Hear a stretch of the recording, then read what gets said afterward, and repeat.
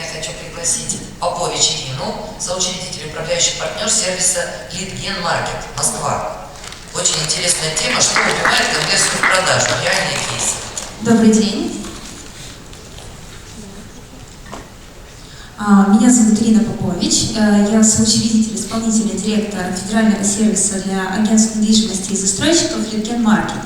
Наша основная специализация – это лидогенерация, но мы фокусируемся не только на том, чтобы обеспечить лидами наших партнеров, но и на итоговом финансовом результате этой работы. У нас накопилось много кейсов и примеров, какие действия не позволяют выйти на высокие показатели в продажах, и этим опытом я с вами хочу сегодня поделиться. Итак, начнем. Первая ситуация, первый кейс, он о недозвонах. Каждый риэлтор в своей работе так или иначе с ними сталкивается. Да, их бывает больше, их бывает меньше, но они есть всегда. В самом начале нашей работы мы звонили в ручном режиме, неквалифицированные обращения, и такие же передавали партнерам. Средний процент недозвонов был около 25%. В этом кейсе, да, у партнера он, как вы видите, был 38, то есть в 1,5 раза больше клиентов они отправляли в брак по причине того, что не дозвонились. Мы стали вместе разбираться, почему у них такой высокий процент. Увидели, они звонили клиентам в течение 2 дней, и если после 5 попыток дозвона клиент не взял трубку, они его закрывали. Мы стали подхватывать этих клиентов своим колл-центром и еще в течение 3 дней продолжали им звонить. В итоге мы из закрытых клиентов смогли еще 21 клиенту дозвониться и передали их партнерам в дальнейшую работу. Итого, получается, из общего объема не 84 клиента забрали в работу, а 105, и доля дозвонов выросла примерно на 23%.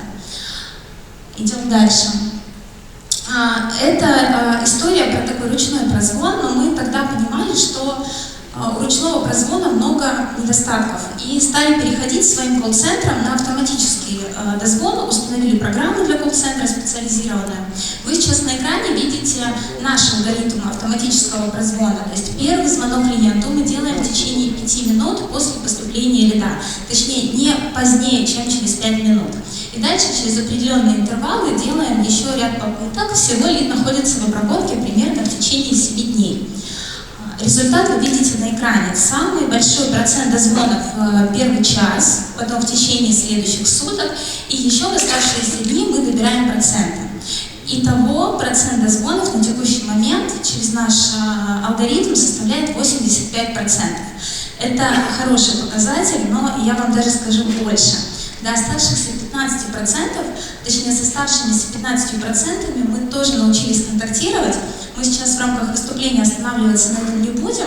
Об этом завтра на своем выступлении в блоке маркетинга и рекламы расскажет мой партнер Александр Гончаров. Мы будем рады вас видеть. А мы с вами идем дальше. Похожая ситуация с недозвонами была по квалифицированным обращениям. Чтобы вы понимали, о чем речь. Это клиент, который уже пообщался с колл-центром, подтвердил, что у него есть потребность, и он ждет звонка менеджера. То есть он согласился на то, что в дальнейшем они пообщаются. И вот из таких клиентов партнер дозванивался только до 70%.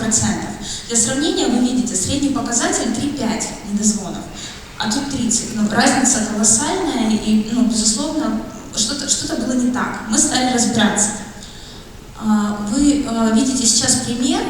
Мы сначала посмотрели в рамках менеджеров, то есть дозвон плюс-минус у менеджеров был одинаковый. Потом стали смотреть, как часто звонят на номера клиентов, как часто дозваниваются. Вот это пример одного из номеров, на который звонили. На первый взгляд все хорошо. Клиенту сделали в течение 2 дней 9 звонков. Но посмотрите на колонку ожидания ответа, она выделена только в 3 случаях из 9 звонков менеджер ждал ответ клиента более 10 секунд. Почему так произошло? Потому что у менеджеров на тот период был перегруз, и были штрафы за невыполнение задачи по контакту с клиентом. В итоге получается, что сама задача по контакту выполнялась формально, просто для того, чтобы появилась ответка в CRM. Мы регламентировали с партнером время ожидания ответа до 30 секунд, и результат не заставил себя ждать. Уже сразу после процент недозвонов снизился в 3 раза и составил 10%. Хорошо, но мало. Напомню, средний процент не выше 5%. Стали смотреть дальше. стали проверять, как отображаются номера телефонов, с которых звонят менеджеры. Скажите, пожалуйста, кто знает о том, что такая проблема может быть? Поднимите руку, пожалуйста. Знаете. А из тех, кто знает, кто регулярно проверяет свои номера на спам, на то, как они отображаются, хотя бы раз в неделю, раз в 2 недели? Есть, но гораздо меньше. Мы проверили 15 номеров, с которых делали звонки, только 10 оказались чистыми, остальные были отображены как спам. А вообще в целом эта история достаточно актуальна сейчас, потому что любой человек, которому что-то не понравилось, он может отметить ваш номер телефона как спам.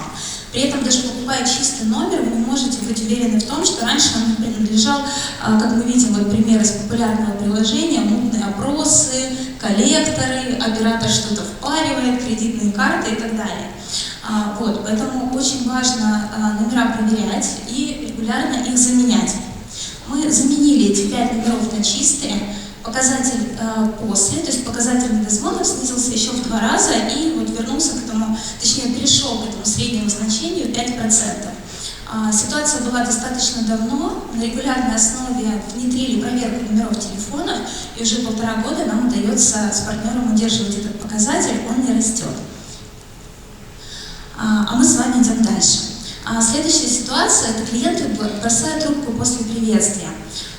Я думаю, многим знакома ситуация, когда вы звоните, представляетесь, называете цель звонка, клиент такой: нет, спасибо большое, я ничего не покупаю, уже не надо. Вот с такой же ситуацией столкнулся один из наших партнеров по квалифицированным лидам, но процент был очень большой, 60%.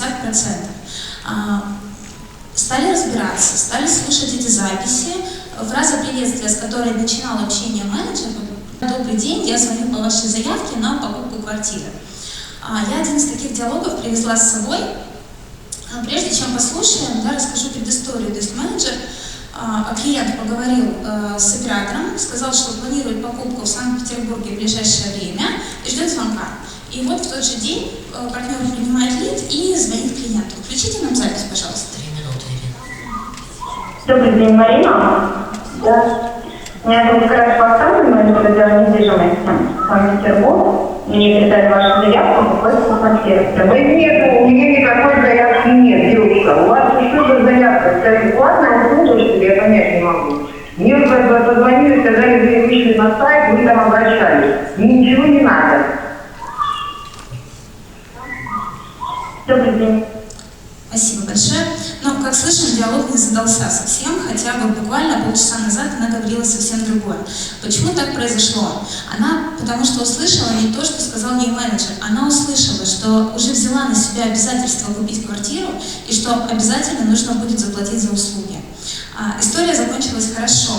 Мы перезвонили Марине, объяснили, что так как она покупает новостройку, для нее услуги риэлтора будут бесплатными. Она согласилась еще раз пообщаться с менеджером, они подобрали квартиру, совершили сделку. Конец истории хороший, но выводы мы с партнером из этой истории сделали. Мы поменяли фразу приветствия. Теперь это приветствие строилось следующим образом. Сначала менеджер делал отсылку к оператору колл-центра, к диалогу, который был. После этого озвучивал, что услуги бесплатные, только потом представлялся агентством недвижимости. В результате процент отправленных лидов на модерацию составил уже не 60, а 10%. То есть процент клиентов, которые продолжили общение, увеличился в 2,5 раза. Это только один диалог, я привезла с собой, но ситуация, как вы понимаете, очень много, и они очень разные. Я сделала подборку диалогов, которые вы сможете использовать в работе. По QR-коду вы сможете получить доступ к этой подборке, вам для этого достаточно будет оставить свой контакт. Мы с вами идем дальше. Очень быстрый последний кейс про низкую конверсию в продажу. Это реальная воронка по квалифицированным обращениям, где процент конверсии в продаже должен быть 10%, а мы с вами видим 3,85%. Хотя от этапа назначенной встречи, из этапа в этап конверсия нормальная. Что пошло не по плану? А не по плану пошел первый диалог. Посмотрите, в 30% случаев клиенту дали информацию, но не предложили встречу. Мы с партнером выявили тех менеджеров, которые не предлагали встречу, провели с ними инструктаж по такой структуре диалога. То То есть сначала мостик, знакомство, экспертиза и обязательно в конце диалога предложение встречи. И посмотрите, как изменилась воронка. Из того же количества лидов, с той лишь разницей, что предлагали встречу в 100% случаев, дальше из этапа в этап конверсия сохранялась, вышли уже не на одну, а на 3 сделки.